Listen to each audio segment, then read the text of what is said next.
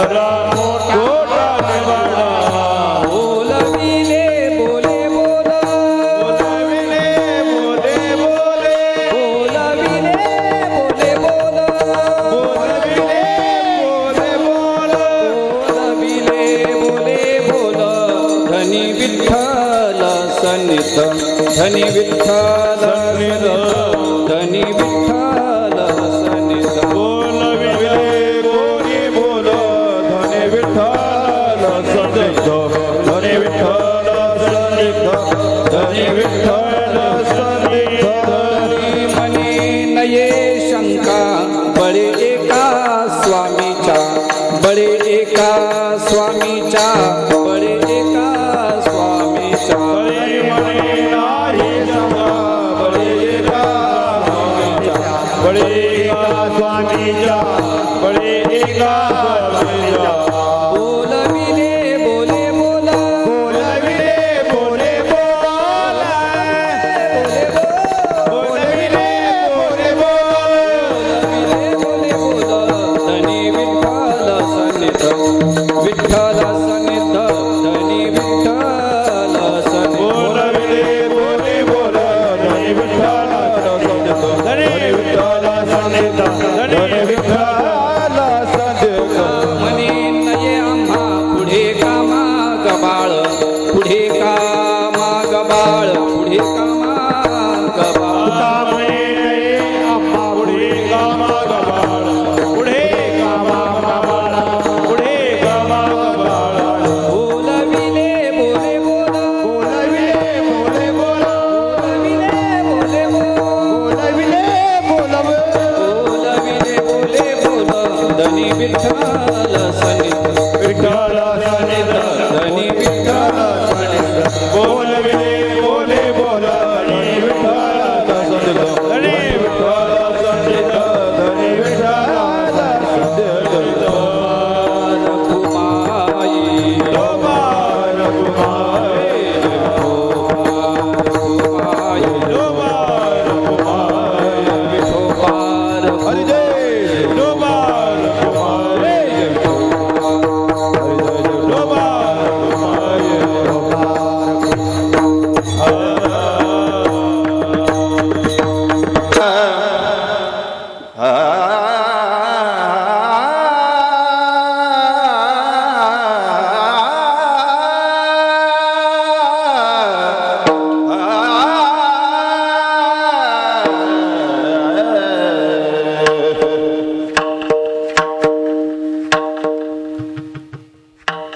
उजळयालो वाटा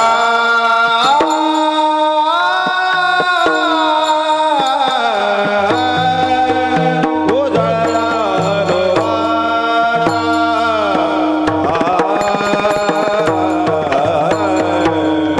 उजळयालो वाटा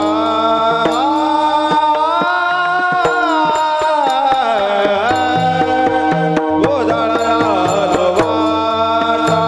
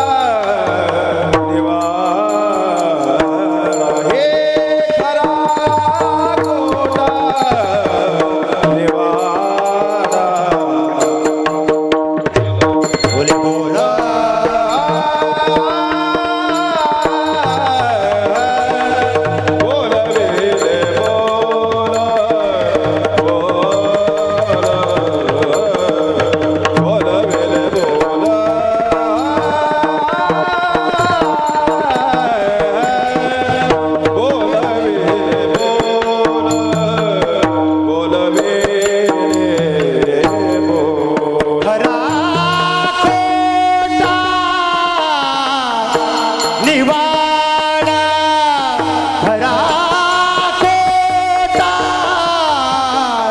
निवाडा खरा खोटा निवाडा खरा खोटा निवाडा निवाडा बोलाविले हे हे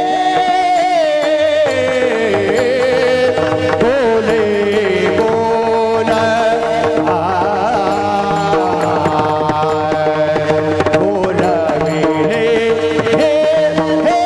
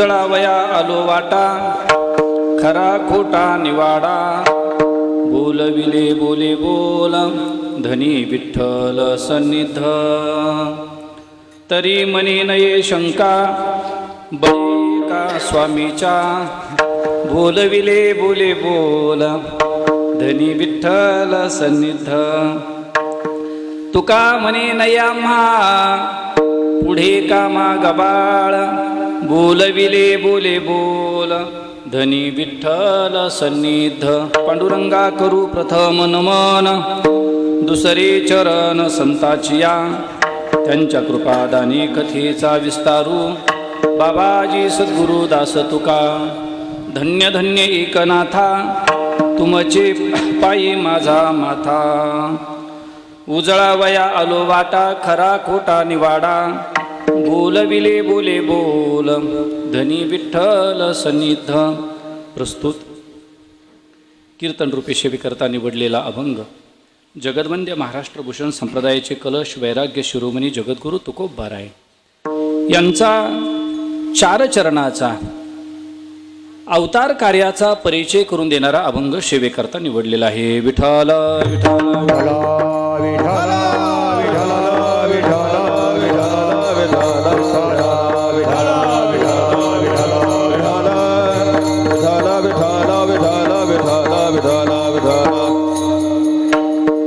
सालाबादप्रमाणे याही वर्षी श्री हनुमंतरायांच्या जयंती उत्सवाच्या निमित्ताने ग्रंथराज ज्ञानेश्वरी पारायण सोहळा अखंड हरिनाम सप्ताह शिवमहापुराण कथा या ठिकाणी संपन्न होती आहे. या शिवमहापुराण कथेचे प्रवक्ते जनार्दनजी महाराज, ज्ञानेश्वरी व्यासपीठ चालक श्री हरिभक्तीपरायण तुकाराम महाराज पवार आणि येथील गुरुकुलाचे चालक श्री हरिभक्तीपरायण भागवत महाराज बोराडे. त्यानंतर या कीर्तन सेवेकरता उपस्थित असणारे श्री हरिभक्तीपरायण अनिल महाराज, श्री हरिभक्तीपरायण सोमवंशी महाराज, थोरात महाराज, दारकुंडे महाराज, गाढे महाराज, तोरे बाबा जगन्नाथ महाराज थोरात आणि गोराडे बाबा, कोरडे महाराज, कांबळे महाराज या सर्वांच्याच उपस्थितीमध्ये हा कार्यक्रम या ठिकाणी संपन्न होतो आहे. आजची कीर्तनरूपी सेवा आणि त्या सेवेचे यजमान श्रीयुत पुरुषोत्तम भाऊ आसाराम पवार यांची आजची त्या ठिकाणी सेवेचं संतपूजन आहे. ही सेवा माझ्या वाट्याला जी आली ती तुम्हा सर्व नगरकर मंडळी, पवारसाहेब आणि श्री हरिभक्तीपरायण भवर महाराज यांच्या विशेष माध्यमातून ही सेवा त्या ठिकाणी माझ्या वाट्याला अशा प्रकारची आली. तसं भवर महाराजांचा मला फोन आला की महाराज आम्हाला आमचे एक मित्र आहेत पवार महाराज, त्यांना कीर्तन सेवा पाहिजे आणि पवारांनी सांगितलं आहे मला की जरा हलके महाराज घेऊन द्या म्हणे, म्हणून त्यांनी माझी तारीख घेऊन दिली. मग वजनाला आता ते पाकिटाला वजनाला ते नंतर कळलं.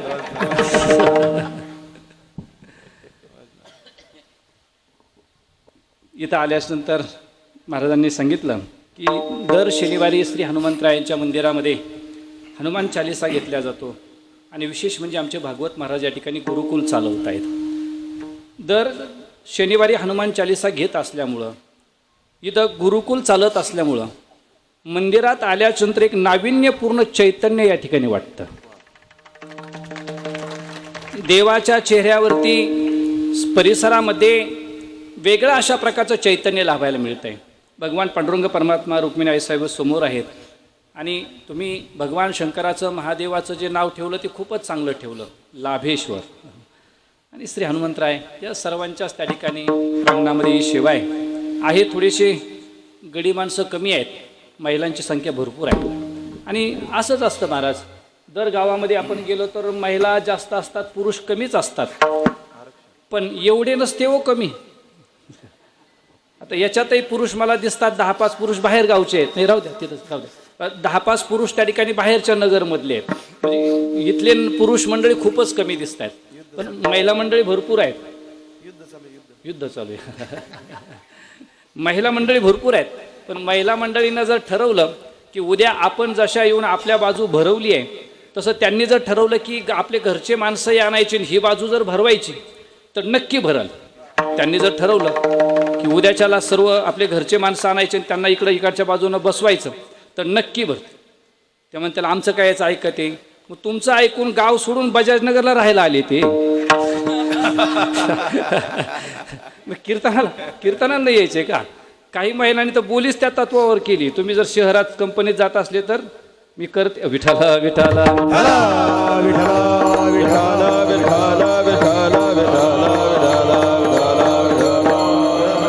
जगद्गुरु तुकोबाराय या अभंगाद्वारे अवतार कार्याचा परिचय देतात. मी अवताराला का आलो, अवताराला येऊन कार्य कोणतं केलं, ते कार्य करण्याकरता माझ्यामध्ये बळ कोणी दिलं आणि ते बळ दिल्यामुळं ते कार्य केल्यामुळं माझ्या जीवनामध्ये फायदा काय झाला. मी अवताराला का आलो याची मीमांसा तुकोबाराय सांगतात, त्याचा परिचय सांगतायत. तसं तुकोबारायांनी गाथ्यामध्ये वेगवेगळ्या माध्यमातून त्यांचा परिचय दिलेला आपल्याला पाहायला मिळतो. तुकोबारायांनी कधी आपला संसारिक अवस्थेतला परिचय दिला. संसाराच्या तापे तापलो मी देवा, करिता या सेवा कुटुंबाची. हा तुकोबारायांचा संसारिक अवस्थेतला परिचय आहे. कधी तुकोबारायांनी आपला साधक अवस्थेतला परिचय दिला, कधी तुकोबारायांनी आपला सिद्ध अवस्थेतला परिचय दिला, कधी तुकोबारायांनी आपला संत अवस्थेतला परिचय दिला, कधी मुक्त अवस्थेतला परिचय दिला. आज मात्र परिचय देत असताना तो अवतार कार्याचा परिचय आपल्याला देतात. यावर एक महत्वाचा प्रश्न तयार होतो की आपल्या तोंडाने आपला परिचय दिला पाहिजे का? आपणच सांगायचं का आपण कोण आहोत ते? आपल्या तोंडाने परिचय द्यावा का? कदाचित बऱ्याच जणांच्या मनात नकारार्थी हल्ल्या की आपल्या तोंडाने आपला परिचय देऊ नये. ज्ञानोबाराय सांगतात, जो मनुष्य आपल्याच तोंडाने आपला मोठेपणा सांगतो त्याच्या पुण्याचा क्षय होतो. महाभारत म्हणतो तो मनुष्य त्या दिवशी मेल्यात जमाय. तुकोबाराय म्हणतात त्याच्या कर्माचा क्षय होतो. आणि तुम्ही आम्ही सामान्य लोक त्याला वेड्यात काढत असतो. कुणाला? जो स्वतःच्या तोंडाने स्वतःचा परिचय देतो त्याला देऊ नये परिचय. आपल्या तोंडाने आपला परिचय देऊ नये. आपण काय केलं, कोण आहोत, कसे आहोत ते सांगू नये समाजाला. कशामुळं? ज्ञानोबाराय म्हणतात, आपण केलेलं कर्म जर झाकलं, आपण केलेलं कर्म जर झाकलं, कार्य जर झाकलं, त्याचं रूपांतरण पुण्यात होतं. जर आपण केलेलं कार्य जर झाकलं नाही तर त्याचं रूपांतरण पुण्यात होत नाही होत. त्याला 2-3 दृष्टांत ज्ञानोबाराय खूप सुंदर देतात. ज्ञानोबाराय म्हणतात, नाना कुशवळू आपुले पांघरुविजे पेरिले, तैसे झाके निपजले दान पुण्य. म्हटले का? मी तिकडे पाहतो. तैसे झाके निपजले दान पुण्य. आपण केलेलं झाकलं तर त्याचं पुण्यात रूपांतरण होतं. त्याला दृष्टांत देतात ज्ञानोबाराय. शेतकरी शेतात पेरलेलं धान्य झाकतो का उघडं ठेवतो? झाकून टाकतो, उघडं नाही ठेवत. का? ते जर उघडं ठेवलं तर ते उगतच नाही, ते फळापर्यंत जातच नाही. ते झाकावं लागतं तेव्हा ते उगतं. तसं आपण केलेलं कार्य झाकलं पाहिजे, त्यावेळेस त्याचं फलीभूत होतं. दुसरा दृष्टांत ज्ञानोबाराय तिचंच देतात. आढ्या तुडे आडवी, आढ्यता जीवी हरवी, नाना कुळवधू लपवी अवयवाते. ज्ञानोबाराय म्हणतात, एखादा श्रीमंत मनुष्य जर चोराकडून अडवल्या गेला तर तो श्रीमंत मनुष्य आपली श्रीमंती त्या चोरासमोर झाकतो का उघडी ठेवतो? झाकून टाकतो. त्याला माहिती आहे चोरासमोर जर त्याने आपली श्रीमंती दाखवली तर चोर काय करतात? ती श्रीमंती लुटून नेतात. तिसरा दृष्टांत ज्ञानोबाराय देतात. नाना कुळवधू लपवी अवयवाते. कुलवान घराण्यातल्या जर स्त्रीचं लग्न असेल आणि तिच्या दारात जर वऱ्हाडी मंडळी आली तर ती आपलं मुख त्या वऱ्हाडी मंडळीपासून झाकून ठेवते. मग तिचं मुख त्या सासरच्या मंडळीला दाखवलेलं नसतं. त्यामुळं आपल्याकडं लग्नाचा सर्व कार्यक्रम उरकला की शेवटी एक कार्यक्रम असतो, सुनमुख बघायचं. मला वाटतं तो कार्यक्रम आता रद्द केला तरी चालेल. सुनेचं मुख आता व्हॉट्सअपला अगोदर फिरलेलं असतं चौकडं. पण शास्त्र असं सांगताय की सुनेचं मुख जर सुरुवातीला पाहायचं असेल तर त्या सासूनं सुनेला काहीतरी सोनं दान दिलं पाहिजे आणि मग सासूने सुनेचं मुख सोनं दान देऊन पाहिलं पाहिजे. सोनं दान देऊन जर सुनेचं मुख बघितलं तर ती सून सासूला सोन्यासारखं सांभाळते. आणि जर सोनं दान देऊन न पाहता जर व्हॉट्सअपवर जर सून पाहिली तर मग सून बजाजनगरला राहायला येते, सासू गावाकडं असते. आणि दुखलं भागलं तर ती म्हणते व्हिडिओ कॉल करा, मला पाहू द्या काय तब्येत आहे तुमची. सुनेचं मुख पाहिलेलं नसायचं म्हणून त्या ठिकाणी त्या सासून मुख पाहायचा कार्यक्रम. म्हणजे कुलवान घराण्यातली वधू वऱ्हाडी मंडळीपासून आपलं मुख झाकून ठेवते. श्रीमंत मनुष्य आपली श्रीमंती झाकून ठेवतो चोरापासून. शेतकरी शेतात पेरलेलं झाकतो. तसं ज्ञानोबराय म्हणतात आपण केलेला धर्म जरी असला, आपण केलेलं अन्नदान जरी असलं, आपण केलेलं द्रव्यदान जरी असलं, आपण केलेलं नामस्मरण असू द्या, आपण केलेलं पारायण असू द्या, आपण केलेल्या वाऱ्या असू द्यात, त्या सर्व त्या ठिकाणी झाकल्या पाहिजेत. त्या झाकल्या तर त्याचं फलात रूपांतर होतं, नाहीतर तो धर्म राहत नाही, तो अधर्म ठरतो. एक सुंदर ओवी आहे बघा ज्ञानोबरायांची. ज्ञानोबराय म्हणतात दृष्टाचा सखा धर्म झाला तो पोकारी जे देखा तरी तारिता तोची दोखा लागी होय. धर्म इहलोकात परलोकात सुखी करणारा आहे माणसाला, पण तोच धर्म मी केला जर असं समाजाला सांगितलं तर तो धर्म इहलोकातही आणि परलोकातही तो अधर्म होऊन बसतो. तारणारा धर्म त्या ठिकाणी तो मारणारा ठरतो. मग हे तुकोबाराय तुम्हाला माहित नाही का? तुम्ही का स्वतःचा परिचय स्वतःच्या तोंडाने देता? ज्ञानोबराय म्हणतात पुण्याचा क्षय होतो. आणि तुम्ही आम्ही सामान्य जीव त्या माणसाला वेड्यात काढत असतो. कुणाला? स्वतःच्या तोंडाने स्वतःच्या बढाया मारणाऱ्या माणसाला आपण वेड्यात काढत असतो. आता इथं पवार महाराज, भवर महाराज, बाकीच्या सप्ताह कमिटीच्या माध्यमातून ही कीर्तन सेवा मला दिली आणि सांगितलं महाराज तुम्ही 8 ते 10 या वेळेमध्ये कीर्तन सेवा करा. आता 9 पावणे 9 झालेत. एक सव्वा तास आपल्या हाताशी आहे.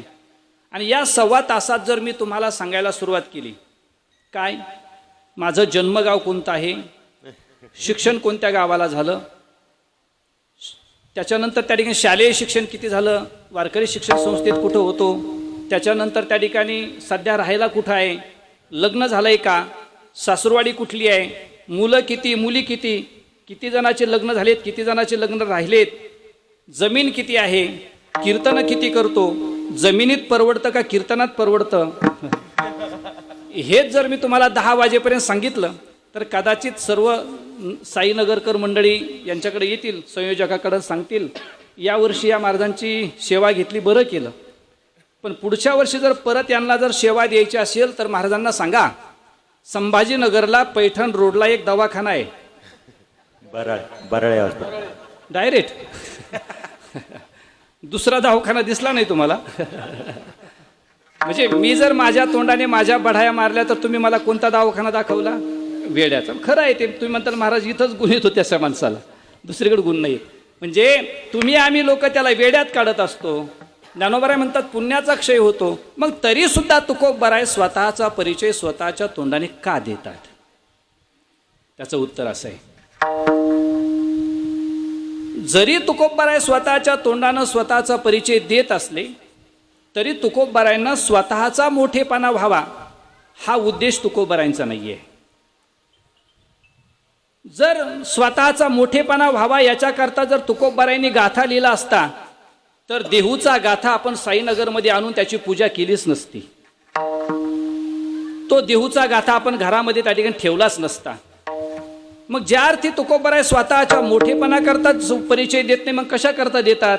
त्याचं उत्तर असं आहे, समाजाला संतांचा परिचय व्हावा याकरता वेळोवेळी तुकोबराय गाथ्यामध्ये स्वतःचा परिचय देतात. समाजाला साधू कळावेत. महाराज समाजाला जर साधू कळाले नाही तर काय होतं? किंवा समाजाला साधू कळत नाहीत का? नाही कळत. समाजाला साधू नाही कळत. आणि सध्याच्या बातम्यावरून तर नक्कीच कळतंय समाजाला साधू नाही कळत. त्यांना जर साधू कळाले असते तर अशा बातम्या कशाला बाहेर पडल्या असत्या? याचा अर्थ असा आहे समाजाला नाही. आमचे नाथ महाराज म्हणतात एखादा संन्याशी जरी त्या ठिकाणी समोर आला, बहुरूपी जरी समोर आला तर त्या बहुरूप्याला सुद्धा आपण संन्याशी मानून बसतो. हरी हरी बहुरूपी धरी संन्यासाचा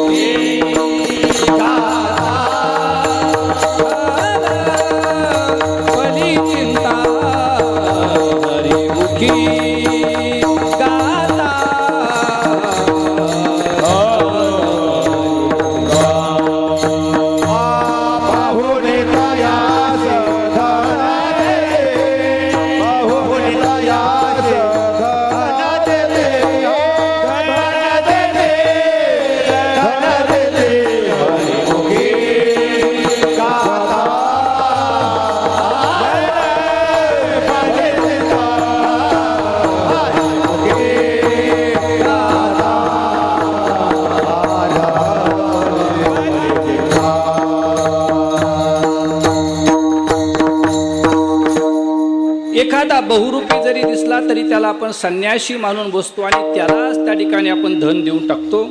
समाजाला साधू नाही कळत. का कळत नाहीयेत? महाराज खूप सुंदर दृष्टांत देतात त्याला. नदीतही पाणीच असतं आणि समुद्रातही पाणी असतं, पण नदीतल्या पाण्यात आणि समुद्रातल्या पाण्यात संतनवती जगा मानसाच्या तारीखे, संतनवती जगा मानसाच्या तारीखे, संतनवती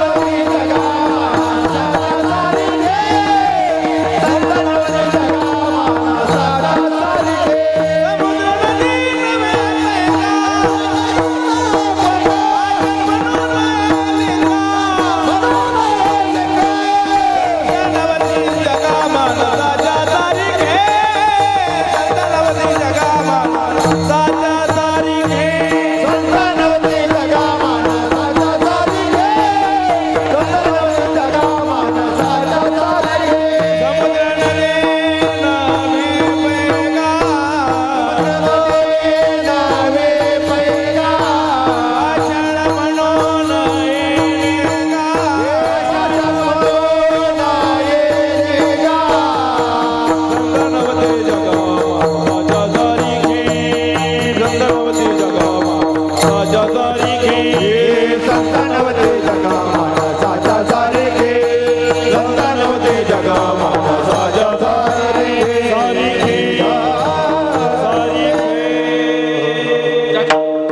कावडी प्रकरणातला हा अभंग आहे. महाराज सांगतात संत माणसासारखे नाहीये. समुद्रात पाणी आहे, नदीत पाणी आहे, फरक आहे. पिंडीलाही दगडच असतो आणि मंदिराच्या पायरीलाही दगडच असतो, पण त्या दगडामध्ये फरक आहे. तसं माणसाचा आकार आणि संतांचा आकार वरून जरी सारखा असला तर अंतःकरणाने संत आणि माणसं त्या ठिकाणी वेगळे असतात. त्यामुळं संतांचा परिचय नाही समाजाला. बरं ठीक आहे महाराज, तुम्ही नाही परिचय दिला तर काय होईल बरं? बघा, समाजाला जर साधू कळाले नाही तर समाजाच्या 2 प्रकारच्या हानी होतात. किती प्रकारच्या? बोला ना. 2 प्रकारच्या हानी होतात. एक, लोक साधूला भोंदू मानून बसतात. 2, एखाद्या भोंदूला साधू मानून बसतात. समाजाला जर साधू कळाले नाही तर एक तर लोक साधूला भोंदू मानतात, नाहीतर भोंदूला साधू म्हणतात. साधूला भोंदू मानलं तर काय होतं याच्याकरता श्रीमद भागवतातलं उदाहरण सांगतो, आणि भोंदूला साधू मानलं तर काय होतं याच्याकरता रामायणातलं उदाहरण सांगतो. ज्यावेळेस त्या ठिकाणी परीक्षिती राजा जंगलात शिकारीला गेले, शिकार करत असताना परीक्षिती राजाला तहान लागली. परीक्षिती राजाने आवाज दिला, मला पाणी मिळेल का पिण्याकरता? पाहत समोर गेले तर एका श्रमिक ऋषींचा आश्रम होता. श्रमिक ऋषी तपश्चर्या करत होते. तिथं जाऊन परीक्षिती राजाने आवाज दिला, मला पाणी द्या प्यायला, तहान लागली आहे. पण श्रमिक ऋषी तपश्चर्येत लीन असल्यामुळं त्यांना या शब्दाची जाणीव झाली नाही. मग परीक्षिती राजाला श्रमिक ऋषीनं पाणी नाही दिलं प्यायला. राग आला परीक्षितीला, मी राजा असून मला पाणी देत नाही प्यायला. जवळ एक मेलेला सर्प होता. सर्प उचलला आणि त्या श्रमिक ऋषीच्या गळ्यात टाकून दिला. थट्टा केली, हा कसला साधू आहे? मी राजा असताना मला पाणी देत नाही प्यायला, याचा अर्थ हा साधू नाही, हा भोंदू आहे. म्हणून मेलेला सर्प गळ्यात टाकून थट्टा करून परीक्षिती राजा निघून गेले. थोड्या वेळानं श्रमिक ऋषीचे चिरंजीव तिथं आले. त्यांचं नाव शृंगी. शृंगीनं बघितलं, कोणीतरी माझ्या वडिलांच्या गळ्यामध्ये मेलेला सर्प टाकून थट्टा केली. ज्याने कोणी माझ्या वडिलांच्या गळ्यामध्ये मेलेला सर्प टाकून थट्टा केली असेल त्याला 7 दिवसाच्या आतमध्ये सर्पदंश होईल आणि त्याला मृत्यू येईल. शाप देऊन टाकला आणि झालं सुद्धा तसंच. परीक्षिती राजाला 7 दिवसाच्या आतमध्ये सर्पदंश झाला आणि परीक्षिती राजा गतप्राण झाले. हा परिणाम कशाचा आहे? साधूला भोंदू मानल्याचा परिणाम आहे. दुसरा परिणाम काय सांगणार होतो? भोंदूला साधू. कशातला दृष्टांत सांगणार होतो? रामायणातला. ज्यावेळेस सीतामातेच्या कुटियासमोर रावण आला भिक्षा मागण्याकरता, कोणाच्या वेशात आला? साधूच्या वेशात आला. पण तो साधू होता का? साधू नव्हता. साधूच्या वेशात आला होता भोंदू, वेश धरला साधूचा. पण आमच्या सीतामाता त्याला साधू समजून भिक्षा द्यायला गेल्या. तिथून पुढचं सारं आयुष्य हे सीतामातेला रामाच्या वियोगात घालावं लागलं. याचा अर्थ असा आहे, साधूला भोंदू मानलं तर परीक्षिती राजासारखं दुःख भोगावं लागतं, आणि भोंदूला साधू मानलं तर सीतामातेसारखं दुःख भोगावं लागतं. याकरता समाजाने साधूलाही भोंदू समजू नये आणि भोंदूलाही साधू समजू नये, साधूलाच साधू समजावं म्हणून तुकोबराय परिचय देऊ नये तरी परिचय देतात अभंगाच्या पहिल्या चरणात.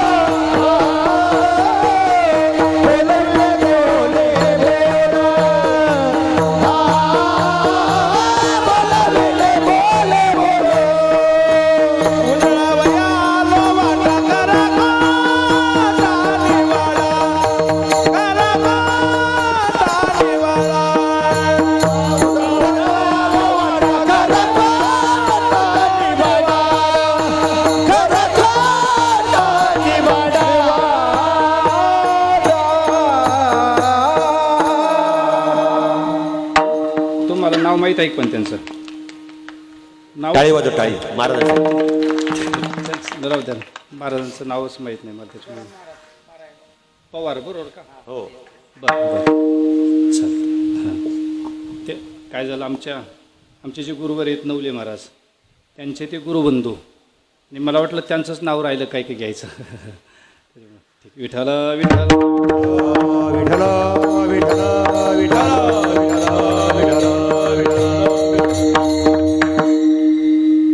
उजळावया आलो वाटा, खरा खोटा निवाडा.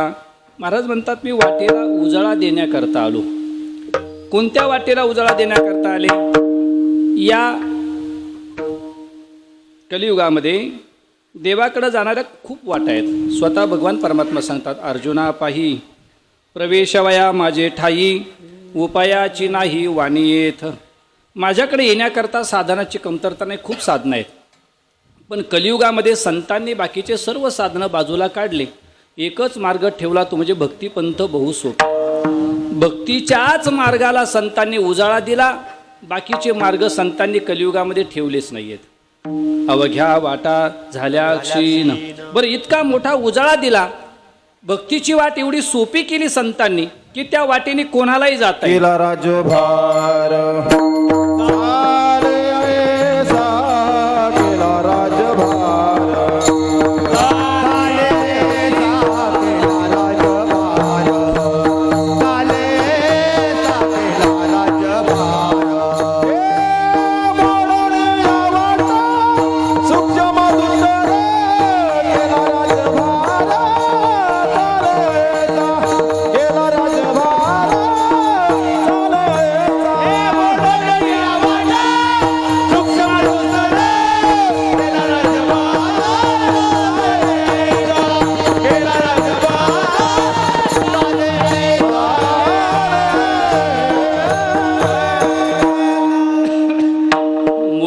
वाटा सूक्ष्म दुस्तर केला राज्यभार चाले ऐसा. तसं देवही वाट दाखवतो, संतही वाट दाखवतात आणि सामान्य जीवही त्या ठिकाणी वाट दाखवतात. पण देवाची वाट दाखवण्याची पद्धत वेगळी आहे, संतांची वाट दाखवण्याची पद्धत वेगळी आहे आणि तुम्हा आम्हा जीवांची वाट दाखवण्याची पद्धत वेगळी आहे. देवाची काय पद्धत आहे वाट दाखवण्याची? देवाची पद्धत जर आपण बघितली तर देव सर्वांना सारखी वाट नाही दाखवत, प्रत्येकाला वेगवेगळी वाट दाखवतो. ये यथा माम प्रपद्यन्ते तंस तथैव भजाम्यहम्. जसे जसे लोक येतील तसे तशी वाट देव दाखवतो. भावे जैसा तैसा किंवा कोणाला कशी वाट दाखवली देवाने याचं उत्तर ज्ञानोबरायांनी ज्ञानेश्वरीच्या 9व्या अध्यायामध्ये खूप सुंदर दिलंय. ज्ञानोबराय म्हणतात, नारदा ध्रुवा अक्रूरा शुकहन सनत कुमारा या भक्ती मी धनुर्धारा प्राप्यू जैसा तैसाची गोपिकाशी कामे कंसाशी भय संभ्रमे ईर घातकिया मनोधर्मे शिशुपालधिका. म्हणजे नारदाला, ध्रुवांना, अक्रूराला, शुक आणि सनत कुमारांना भक्तीची वाट दाखवली, गोपींना कामाची वाट दाखवली, कंसाला, रावणाला शत्रूची भीतीची अशा प्रकारची वाट दाखवली. म्हणजे देव प्रत्येकाकरता वेगवेगळी वाट दाखवतो. तुम्ही आम्ही मात्र वाट दाखवत असताना त्या माणसाला वाट नाही दाखवत, मग त्याची वाट लावतो पार लगेच. त्याला चांगलं कधीच शिकवत नाहीये. चांगलं शिकवणारे माणसं खूप कमी आहेत या जगामध्ये, वाईट शिकवणारे माणसं जास्त आहेत. त्याच्यानंतर त्या ठिकाणी संत मात्र वाट दाखवत असताना सर्वांकरता एकच वाट दाखवतात, वेगळी वाट दाखवत नाहीत. प्रत्येकाला सांगतात, बाबा रे याच तुका म्हणे तुम्ही चला याची वाटे भरवशेने भेटे पांडुरंग. सर्वांना सांगतात, गाते श्रोत्यानी पाहते अरे अरे लहान थोर याती भलती नारी रे करावा विचार नलगे तिंदा कवना रे लहान थोर याती भलती नारी करावा विचार नलगे तिंदा कवना. सर्वांना याच वाटेने चालायचं सांगतात, दुसरी वाट संत दाखवत नाहीत. म्हणून उजळा वया आलो वाटा. महाराज तुम्ही आलो म्हणतात, बरं इथं येऊन तुम्ही का बरं आले या दुःखात समाजाच्या? तुकोबराय म्हटले, जो दुसऱ्याच्या दुःखात सहभागी होतो ना त्याला देव जवळ करतो, जो दुसऱ्याच्या दुःखात सहभागी होत नाही त्याला देव जवळ करत नाही. बघा, तुम्हाला जर वाटत असेल की आपलं दुःख देवाने वाटून घ्यावं, देवाने आपल्याला जवळ करावं, तर एकच पर्याय आहे, कुणाच्या तरी दुःखात सहभागी व्हा. दुःखात सहभागी झालं तर देव जवळ करतो. बघा, दुःखात सहभागी झालं तर काय होतं आणि दुःखात सहभागी झालं नाही तर काय होतं. दुःखात सहभागी झालं तर काय होतं याच्याकरता रामायणातला दृष्टांत देतो आणि दुसऱ्याच्या दुःखात सहभागी झालं नाही तर काय होतं याच्याकरता महाभारतातला दृष्टांत देतो. बरं, दुसऱ्याच्या दुःखात जर सहभागी झालं तर काय होतं याच्याकरता कशातला दृष्टांत देणार आहे? रामायणातला. आणि नाही झालं तर महाभारतातला. बघा, तसं रामायण आणि महाभारत. तर लावायचं टायमाला माईक बंद करायचा मग लावायचं. माईक नाव स्वर कळत नसतो लवकर.